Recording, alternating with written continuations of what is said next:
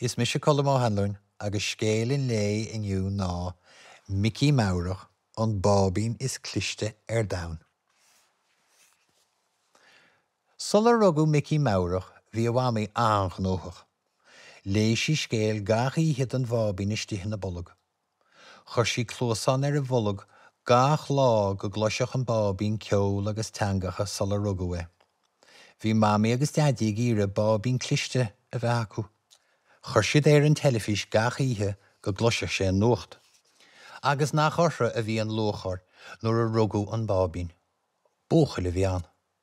Meabhrach má bhábín bra sa daddy. Thug siad chun an baile é agus chur mami an lí ina glíomhána. Colla sábh a Meabhrach siise leis an mábín. Maidan an láhharach bhí mami a teacht an nús an staire leis an bhric fásta dhéine nuair a chola sí glór ón seomra sí.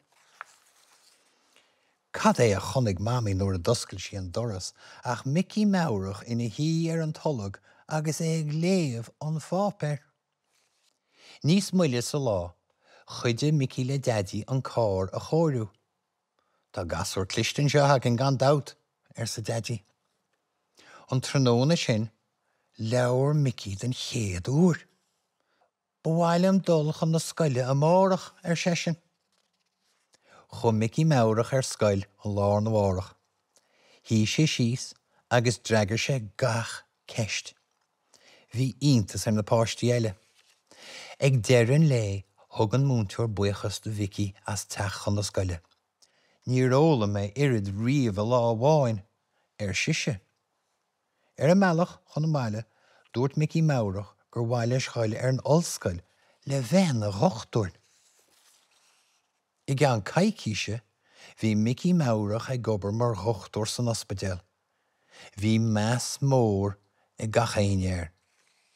Ní rah bhád gur raibh anim I méal na naoine. Ihe bháin chur ólathe spáis scarts an mábín cliste. Bhailad cabhrú linn a Vicky siad.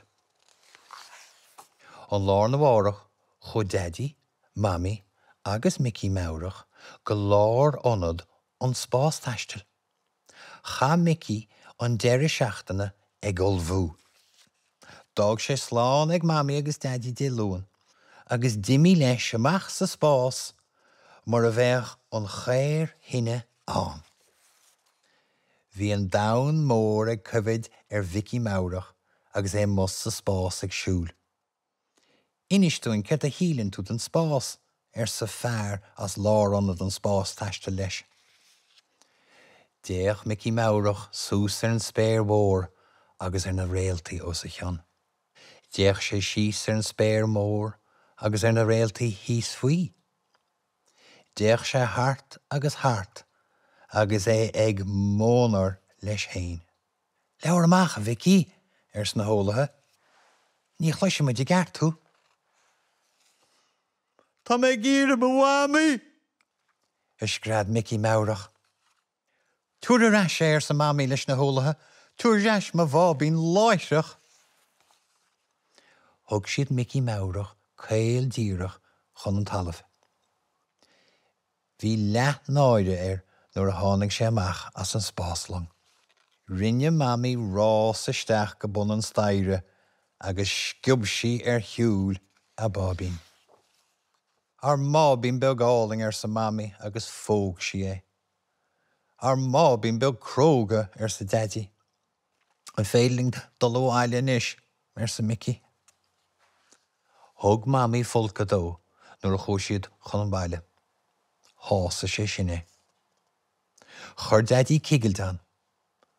Chur sin a gháire é. Cheallaigh mami chun codalta é. An sin chur siad ina lí na clíomháin é.